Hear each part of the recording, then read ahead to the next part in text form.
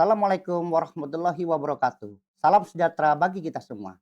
Perkenalkan, saya Muhammad Nurfala Setiawan, Eskom MT, dosen Universitas Mulia. Pada video pernyataan diri dalam unjuk kerja Tridharma Perguruan Tinggi atau PDD UKTPT, bidang pengajaran ini, saya akan menampilkan pelaksanaan pembelajaran pada mata kuliah wirausaha berbasis teknologi. Mata kuliah wirausaha berbasis teknologi merupakan mata kuliah wajib universitas dengan kode mata kuliah 001220. Mata kuliah ini memiliki bobot 3 SKS yang terdiri atas 2 SKS pembelajaran tatap muka dan 1 SKS praktik. Mata kuliah ini diselenggarakan bagi mahasiswa lintas program studi Universitas Mulia pada semester 3 dan semester 4. Pada deskripsi mata kuliah wirausaha berbasis teknologi membekali mahasiswa dengan kemampuan mengidentifikasi masalah dan peluang pasar, merumuskan proporsi nilai, menyusun model bisnis berbagai teknologi, serta merancang dan menguji minimal viable produk atau MVP. Mahasiswa juga dibekali kemampuan menyusun rencana pengelolaan dan pertumbuhan usaha yang mencakup aspek teknologi keuangan, legalitas, hak kekayaan intelektual, pembentukan tim pemasaran digital, pengolahan data, keamanan sistem, dan strategi pengembangan usaha. Pembelajaran tidak hanya diarahkan pada pemahaman teori kewirausahaan, tetapi juga pada kemampuan mahasiswa dalam mengembangkan solusi bisnis berbasis teknologi yang berangkat dari masalah nyata dan kebutuhan pengguna. Melalui kegiatan studi kasus, praktik, validasi lapangan, diskusi, serta pembelajaran berbasis proyek, mahasiswa diharapkan mampu menghasilkan rancangan bisnis teknologi yang realistis, etis, aman, adaptif, dan memiliki peluang untuk dikembangkan. Kemudian capaian pembelajaran, mata kuliah wirausaha berbasis teknologi mendukung pencapaian 3 capaian pembelajaran lulusan Universitas Mulia. Capaian pertama berkaitan dengan kemampuan mahasiswa menunjukkan sikap religius, kebangsaan, etis, jujur, dan bertanggung jawab dalam kehidupan akademik, sosial, dan profesional. Capaian kedua berkaitan dengan kemampuan mahasiswa mengkomunikasikan dan mengkaji gagasan secara logis, kritis, sistematis, etis dengan memanfaatkan ilmu pengetahuan teknologi untuk menghasilkan solusi. Capaian ketiga berkaitan dengan kemampuan mahasiswa beradaptasi terhadap perubahan, mengembangkan solusi inovatif, menunjukkan literasi digital, dan semangat kewirausahaan serta bekerja sama secara produktif. Berdasarkan capaian pelajaran lulusan tersebut, maka mata kuliah wirausaha berbasis teknologi memiliki 5 capaian pembelajaran mata kuliah. Pertama, mahasiswa mampu menganalisis konsep peluang, tren, dan karakteristik kewirausahaan berbasis teknologi. Dan yang kedua, mahasiswa mampu memvalidasi masalah pasar serta merancang proposal nilai dan model bisnis teknologi yang layak. Kemudian yang ketiga, mahasiswa mampu merancang, mengembangkan, dan menguji minimum viable product berdasarkan kebutuhan serta umpan balik pengguna. Keempat, mahasiswa mampu menyusun rencana pengelolaan bisnis teknologi yang mencakup aspek teknologi, keuangan, hukum, dan hak kekayaan intelektual. Membutuhkan tim, pemasaran, pengolahan data, serta keamanan sistem. Dan terakhir yang kelima, mahasiswa mampu merumuskan strategi scaling dan inovasi berkelanjutan serta mempresentasikan rencana asik bisnis teknologi secara argumentatif. Materi pembelajaran selama 1 semester, materi pembelajaran disusun secara bertahap saling berhubungan. Pada tahap awal, mahasiswa mempelajari konsep, peluang, tren, dan karakteristik kewirausahaan berbasis teknologi serta perbedaan dengan usaha konvensional. Tahap berikutnya, identifikasi peluang riset pasar, analisis pesaing, validasi masalah pelanggan, penyusunan profil pengguna, dan perumusan masalah. Setelah masalah dan kebutuhan pengguna berhasil diidentifikasi, mahasiswa mempelajari pemilihan ide solusi, perumusan proposisi nilai, serta penyusunan kanvas model bisnis. Pada bagian ini, mahasiswa juga mempelajari beberapa bentuk model bisnis teknologi seperti software as service, marketplace, premium, iklan, biaya berlangganan, dan biaya transaksi. Materi selanjutnya membahas literasi teknologi bagi wirausaha meliputi perangkat lunak, perangkat keras, layanan, cloud data, aplikasi web, dan seluler, kecerdasan artifisial, Internet of Things, serta pola kolaborasi dengan pengembang teknologi. Mahasiswa kemudian diarahkan untuk merancang produk, mengembangkan MVP, membangun mencakup penentuan fitur inti alur pengguna UI dan UX. Pembuatan wireframe atau prototipe pengujian pada calon pengguna, pengolahan umpan balik, dan perbaikan produk. Pada aspek pengelolaan usaha, mahasiswa mempelajari biaya pengembangan dan operasional, proyeksi pendapatan arus kas, kebutuhan modal, alternatif pendanaan, legalitas usaha, kekayaan intelektual, serta pelindungan data. Materi berikutnya mencakup membentukan tim, pembagian tanggung jawab, pengolahan operasi, pemasaran digital, akuisisi pengguna, pengolahan data, serta keamanan sistem. Pada tahap akhir, mahasiswa mempelajari strategi scaling, inovasi, berkelanjutan, adaptasi model bisnis, penyusunan pitch deck, demonstrasi MVP, dan penyusunan rencana aksi bisnis selama 6 bulan. Seluruh materi tersebut diintegrasikan dalam bentuk proyek bisnis teknologi yang dikembangkan secara bertahap selama 1 semester. Metode dan media pembelajaran dilaksanakan menggunakan pendekatan yang berpusat pada mahasiswa atau student-centered learning. Metode pembelajaran yang digunakan meliputi ceramah interaktif, tanya jawab, diskusi kelompok, studi kasus, wawancara, survei, dan latihan.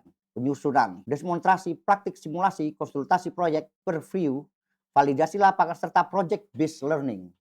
Penggunaan metode tersebut disesuaikan dengan karakteristik materi dan kemampuan yang harus dicapai mahasiswa, serta konseptual disampaikan mulai ceramah interaktif dan analisis kasus. Sedangkan kasus yang menuntut keterampilan diterapkan mulai praktik, diskusi, penugasan, pengembangan proyek.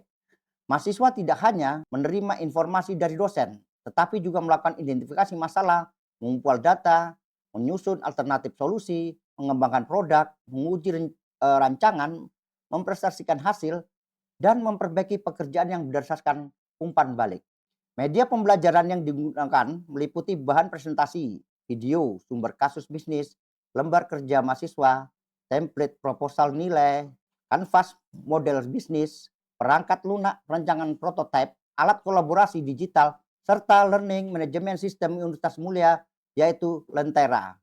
Lentera digunakan untuk membagikan materi, petunjuk tugas sumber pembelajaran, pelaksanaan kuis, kemudian pengumpulan tugas, dokumentasi proyek, dan pemberian umpan balik pada mahasiswa. Pada penilaian pembelajaran, penilaian ini dilaksanakan secara bertahap untuk mengukur proses dan hasil belajar mahasiswa. Penilaian ini tidak hanya dilakukan melalui ujian tertulis, tetapi juga partisipasi kuis, tugas berbagai kasus, tugas praktek, portofolio, proyek, kelompok presentasi, serta pada bisnis teknologi yang dikembangkan oleh mahasiswa. Komponen mata kuliah terdiri di atas partisipasi dan kuis sebesar 10%. Kemudian tugas terstruktur atau case-based learning sebesar 15%. Tugas praktek atau portofolio sebesar 15%. Proyek berbasis project-based learning dan presentasi sebesar 15%. Ujian tengah semester sebesar 20%. Dan terakhir ujian akhir semester sebesar 25%. Penilaian tugas proyek mempertimbangkan ketepatan konsep, kualitas analisis, relevansi masalah, bukti validasi, kejelasan proposisi nilai. Konsistensi model bisnis, kualitas MVP, kelayakan implementasi kemampuan berargumentasi, berkreativitas, komunikasi, serta kerjasama tim. Umpan balik diberikan selama proses pembelajaran maupun setelah mahasiswa menyelesaikan tugas. Umpan balik digunakan untuk membantu mahasiswa mengenali kekuatan atau kelemahan hasil pekerjaan serta melakukan perbaikan secara bertahap. Kemudian pada pengantar menuju rekaman pembelajaran, pada video ini kegiatan pembelajaran akan ditampilkan pelaksanaan pertemuan ketiga pada bab 3 dengan materi pemilihan ide, proposisi nilai, dan kanvas model bisnis. Pada pertemuan ini, mahasiswa diarahkan untuk memilih ide solusi berdasarkan hasil validasi, merumuskan proposisi nilai, serta menyusun 9 komponen kanvas bisnis. Metode pembelajaran yang digunakan adalah latihan penyusunan, diskusi kelompok, dan peer review. Hasil pembelajaran dinilai melalui lembar kerja, proposisi nilai, dan kanvas model bisnis dengan memperhatikan keterhubungan antara masalah dan solusi, kelengkapan 9 blok konsistensi antar komponen, serta kelayakan awal model bisnis. Selanjutnya, video pembelajaran ini akan menampilkan proses pembelajaran mulai dari kegiatan pembukaan, apresiasi, penyampaian materi, diskusi praktek, kelompok review, pemberian umpan balik, asesmen, hingga penutupan pembelajaran. Demikian pengantar pelaksanaan pembelajaran mata kuliah wirausaha berbasis teknologi. Terima kasih. Assalamualaikum warahmatullahi wabarakatuh. Baik, selamat pagi anak-anak. Ya, ini sudah pertemuan ketiga. Jadi kemarin pertemuan sebelumnya tentang teknologi. Sekarang saya mengerti tentang bisnis model kanvas. Jadi fokus dari validasi masalah untuk rancangan bisnis. Kemudian keluarannya menghasilkan proposisi nilai dan draft bisnis model kanvas BMC. Nanti pada pertemuan 10 itu nanti Anda buat grup apa kelompok masing-masing untuk buat bagaimana membuat satu contoh wirausaha. Nanti bisa juga Anda nanti ke luar mengenalkan produk Anda masing-masing. Nah, di sini ada anatomi dan bisnis teknologi, temuan masalah, alternatif solusi, proposisi nilai, model kanvas, kemudian asumsi yang diuji, ya. Kita temukan masalah namanya bisnis itu apa sih? Jadi itu ada sebelum dunia usaha, ada anggaplah saya kasih contoh, saya ingin membuat bisnis model makanan atau minuman, ya. Pada sebelumnya itu saya belum pakai teknologi, jadi menjual wirausaha biasa aja, jadi wirausaha tradisional biasanya. Kemudian kita temukan masalah, dan sekarang ini ya, kita temukan masalah, bagaimana sih sekarang ini penjualan ini supaya penjualan ini lebih dikenal, apalagi sekarang anak-anak sekarang itu lebih dikenal dengan sosial media. Nah, di situ para penjual itu memperkenalkan produknya mulai sosial media. Ingat anak, sekarang ini apapun semuanya itu lewat sosial media. Bahkan sekarang ada unicorn yang berkembang. Unicorn yang berkembang itu kan semacam ini. Ada yang unicorn yang tutup. Apa ya namanya unicorn yang tutup? Ada contohnya dulu itu apa? Ada mengenal GDID. Terus ada juga ini sudah mulai Bukalapak. Itu ada beberapa unicorn yang menjual sama seperti Shopee, menjual produk banyak toko kan, tapi karena kalah bersaing sehingga mereka tutup. Bahkan Tokopedia, Anda asal tahu, Tokopedia itu kalah saingannya, tapi dibantu untungnya dengan apa? TikTok. Begitu ada TikTok, Tokopedia hidup lagi. Karena apa? Belajar organisasi. Iya, Tokopedia kan bekerjasama dengan TikTok kan. Sebenarnya Tokopedia, Bukalapak, GDID dan lain-lain itu diajar sama unicorn apa yang betul-betul besar. Bahkan dia punya pengiriman sendiri. Shopee dulu tidak punya pengiriman kan? Pengirimannya dia bekerjasama dengan apa? JNT, JNE ya. Sekarang punya dia menguasai dari hulu sampai hilir. Itu yang dikuasai. Maka terus cari alternatif solusinya apa sih? Kemudian nilai proposisi dapat nilainya apa? Kemudian kita nanti buat bisnis model apa? Kemudian aplikasi yang nanti kita. Di sini godaan teknologi filter SQL. Jadi godaan untuk aplikasi coding. Jadi gini, sebenarnya banyak orang-orang itu ingin buat aplikasi lagi, tapi belum lihat kondisi pasar. Ini kan mahasiswa kelas manajemen penamatan kuliah saya kan mata kuliah lintas coding.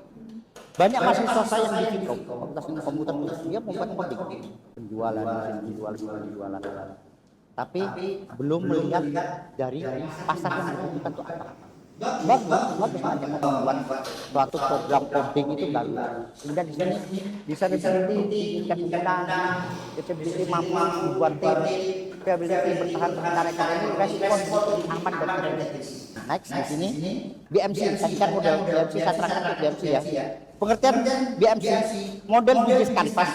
BMC adalah lembar panduan yang merangkum cara bisnis kamu berjalan. Cukup dengan satu halaman, ia membagi bisnis menjadi 9 bagian penting saling berkaitan. Sama apa yang kamu jual dan berikan ke pelanggan. Jelas. Anda itu membuat satu model kanvas, satu produk ya, dengan tampilan yang menarik. Apa sih yang membuat tampilan menarik ya? Anda harus buat apa? Packaging. Siapa saja pelanggan. Kemudian bagaimana cara menjangkau mereka. Kemudian apa saja kamu butuhkan untuk menjalankannya. Siapa yang bekerja sama denganmu? Berapa biaya dari mana uangnya masuk? Nah, sini elemen utama BMC. Key partners, ya, mitra utama membantu menjalankan bisnis. Jadi Anda kalau mau buka usaha, memang kalau membuat usaha sendiri bisa apa-apa, tapi namanya usaha pasti ada saling berkaitan kita mengambil pasokan ya, punya bahan Anda mitra utama yang menjalankan bisnis. Kemudian activities. Jadi kegiatan utama yang dilakukan untuk mewujudkan nilai tawaran. Kemudian key resources, jadi sumber daya utama yang dibutuhkan, manusia, alat, dana, dan lain-lain. Nanti ada 3 contohnya. Kemudian cost structure, susunan biaya dikeluarkan dari semua aktivitas di atas. Customer segment, jadi segmen customer ini segmennya apa aja, kelompok siapa saja yang menjadi sasaran pelanggan. Kemudian channel, saluran yang digunakan untuk menjangkau dan melayani pelanggan. Elemen utama biaya. Nanti pada pertemuan berikutnya nanti 4 atau 5 kita nanti lebih mendalam membahas tentang bisnis model kanvas ya. Jadi pertemuan berikutnya nanti saya jadi tentang prakteknya ya. Ya ini sekedar teori dulu. Next, 19 bisnis model kanvas. Pertama yang tadi itu kemitraan utama, siapa mengakses kemitraan utama, aktivitas yang tadi ya. Tindakan krusial, kita nilai, segmen pelanggan, siapa yang dilayani dan membayar, sumber daya utama, akses wajib ya. Kemudian proposisi, masalah apa yang diciptakan, hubungan pelanggan, cara menjaga referensi dan kepercayaan, struktur biaya yang besar, penggerak mesin ini, saluran bagaimana menjangkau pelanggan, kemudian harus pendapatan, bagaimana model monetisasi. Apa sih monetisasi? Ya, monetisasi itu gini. Jadi bagaimana cara ya pengusaha itu untuk menghasilkan uang dari bisnis. Jadi dia terus membuat produk apa? Ternyata produk itu tidak langsung dan uangnya apa masuk. Ada kan biasa nanti kalau sudah dikeluarkan bagaimana nanti baru uang itu akan masuk. Sama. Anda kalau lihat di YouTube itu apa? Anda maunya kalau YouTube itu apa? Kalau maunya di YouTube bukan hanya di wirausaha, di YouTube juga ada. Contoh yang di YouTube ya. Membuat channel terus membuat konten. Apakah langsung dapat uang? Belum. Dilihat ya. Sama juga di wirausaha monetisasi. Jadi usaha dikeluarkan akhirnya kosnya berapa sih? Kos untuk pengeluarannya ya. Untuk biaya karyawan, terus biaya penyucian, listrik apa lagi, kemudian hasil keuntungannya berapa. Terus jadi marketplace ya, jadi apa kita jelaskan ini contoh ini. Anda namanya tadi tidak usaha, ada kita kasih satu kasus contoh. Anda tahu nggak kenapa yang itu ada toko namanya Indomaret dan Alfamart ya? Indomaret dan Alfamart itu saling berdekatan pun tidak mau jauh-jauhan. Anda lihat di mana-mana kan selalu saling berdekatan. Ya. Kenapa? Ada apa maksudnya? Ya saling berdekatan. Dari awal kita janji. Dulu mamanya ya, Anda tahu mamanya kalau namanya di pantai itu kan ada yang nama jual namanya contoh itu es krim. Penjual itu dia menjualkan es krim. Pertama satu orang di tengah-tengah dia bagaimana supaya itu laku terjual, dia di tengah-tengah di antara para wisatawan hingga itu banyak dijual. Kemudian ada saingan datang pertama kali apa dia agak jauh mamanya dapat ini tengah-tengah terus dia sini yang diburu yang mana yang di tengah ya kan yang di tengah. Akhirnya apa? Mendekat. Sama. Anda lihat ya. Yang kontak HP, ya. Apakah dia berjauh? Berdekatan. Ya. Saingannya, ya bersaing. Tapi disitulah orang yang akan mengenal. Oh, di sini itu namanya buat satu usaha itu buat Anda berwirausaha, tidak usah takut dengan saingan. Apa sih yang penting yang Anda berwirausaha itu? Yang Anda supaya usaha itu berkelanjutan lama memberi pelayanan terbaik. Kenapa? Ini bahkan Anda kalau lihat di e-commerce ya banyak penjualan toko ya, customer ada yang bintangnya 4,9, ada yang bintangnya 5 ya, ada yang juga bintangnya 3 ya, ada yang bintangnya jelek. Kenapa? Satu, menjaga kepercayaan customer. Anda mamanya saya tanya, Anda kalau saat Anda mamanya belanja di e-commerce, Anda pasti lihat apa? Rating kan? Rating. Kenapa menjaga nama baik? Kita ngasih kepuasan ke customer. Itu sangat penting. Terus yang dijual itu sesuai. Bahkan dengan sedikit ada namanya membuat terima kasih setelah apa membeli yang gini dan dikasih. Nanya ya Anda kalau biasanya kalau di sekarang ini di banyak-banyak tempat usaha, selamat datang begini nih, ada yang itu pelayanan orang kan sampai namanya ada yang namanya satu aja namanya apa kalau ya netizen itu kan kejam kan. Begitu ada yang dia ada masuk orang yang tidak belanja ya Anda mungkin ngasih share ya, ngasih share ke pas ini empat tokonya itu jelek, tidak memuaskan. Yang tidak ikut belanja juga dia ikut komen, ngasih rating yang jelek. Itu bagaimana jaga kepuasan pelanggan, customer, ya itu penting. Terus apa? Kualitas produk.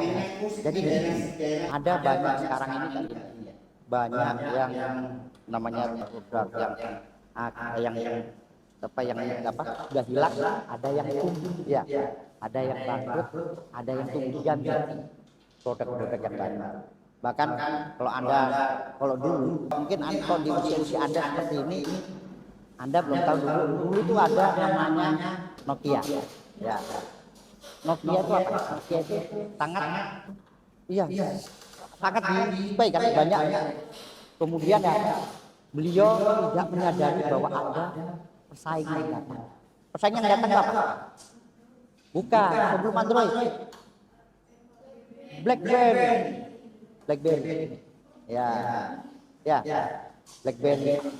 Dulu kalau Anda tahu, mungkin di usia Anda belum dapat ya. Ada namanya Nokia Communicator. Itu banyak orang megang itu kayak orang kaya, betul orang kelas atas ya.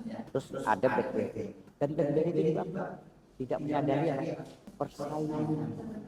Itulah Android.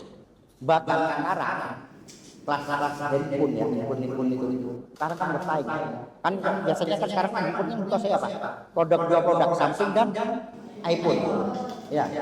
Bahkan kenapa sekarang produk-produk handphone dari China dulu ada Xiaomi, bahkan sekarang ada sekarang pendatang natang baru apa bahkan kalau dia punya segmennya itu namanya orang berwirausaha melihat segmennya segmen daerah ini dia menjadikan seperti itu. Saya waktu itu saya lihat kenapa di Afrika itu segmen masanya tinggi. Biasanya kalau kamera handphone Samsung atau iPhone itu kalau foto selfie ya selfie kayak gini dia menghasilkan foto yang ya natural apa gitu. Nah ada itu dia menguasai di Afrika hanya dengan dia menguasai apa fotonya itu orang maaf ya orang Afrika itu kan berkulit hitam ya dia foto lebih cerah itu diskusi dan akhirnya apa menguasai handphone dengan harga murah ya kan. Anda kalau lihat di Afrika itu Samsung kemudian iPhone itu dia mulai tergeser karena rata-rata di Afrika itu kan ekonominya juga ada juga sebagian tidak semua negara di Afrika itu kan ada juga negara-negara itu dengan harga yang murah ya 2 jutaan kan di bawah 3 juta ya di bawah 3 juta aja sudah bagus itu sudah menguasai pasar. Itulah makanya namanya kalau dalam berusaha itu melihat kondisi di lapangan. Kemudian pola monetisasi, cara ekosistem yang kamu pakai agar usaha bisa menghasilkan uang pendapatan pada intinya dari mana saja uang masuk ke kas usaha kamu. Contoh usaha rental mobil apa? Sewa harian, bulanan. Kan yang saya jelaskan apa? Biaya tambahan jika menggunakan sopir.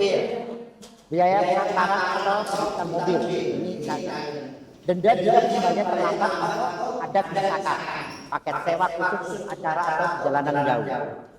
Nah uji kompetensi artinya cara untuk memeriksa dan memberikan apakah orang yang menjalankan usaha atau sebagainya sudah memiliki kemampuan pengetahuan dan keahlian yang cukup untuk menjalankan dengan baik.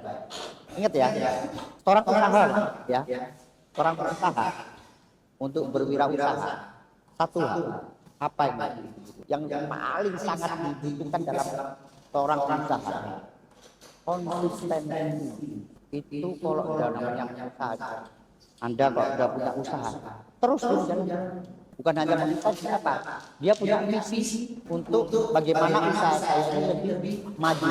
Konsistensi itu sangat penting. Anda lihat ya, saya satu pernah ada contoh banyak kasus ya.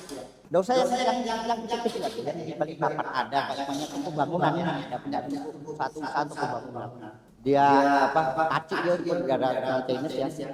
Langganan saya jualan dari Senin sampai dari libur jualan dalam bahasanya ya dalam hati saya kok betul-betul dia tidak ada liburnya. Apa liburnya? Itulah konsistensi ya. Jadi pertemuan nanti ada yang praktek ya, praktek itu nanti kita terangkan, nanti yang praktek itu nanti saya jelaskan tentang apa yang tadi BMC bisnis model kanvas ya. Berikutnya nanti bisnis model kanvas itu nanti kita bagi per kelompok, karena memang ada mata kuliah ini 2 SKS, 1 SKS-nya itu kita praktek. Bahkan nanti pada pertemuan ke-10 kita tidak buat produk. Saya ingin Anda mahasiswa punya produk sendiri. Untuk packagingnya bagaimana, ya. Selanjutnya Anda bagaimana cara menjangkau pelanggan. Sampai di sini ada pertanyaan? Jelas ya? Baik, nanti minggu depan ya. Mungkin hari Jumat ya kita ketemu lagi. Ada nanti mungkin seminggu kita 2 kali ya. Hari Jumat kita ketemu lagi untuk kita jelaskan bagaimana proses BMC ya bisnis model kanvas. Baik, kalau tidak ada pertanyaan, akhiri ya. Wassalamualaikum warahmatullahi wabarakatuh.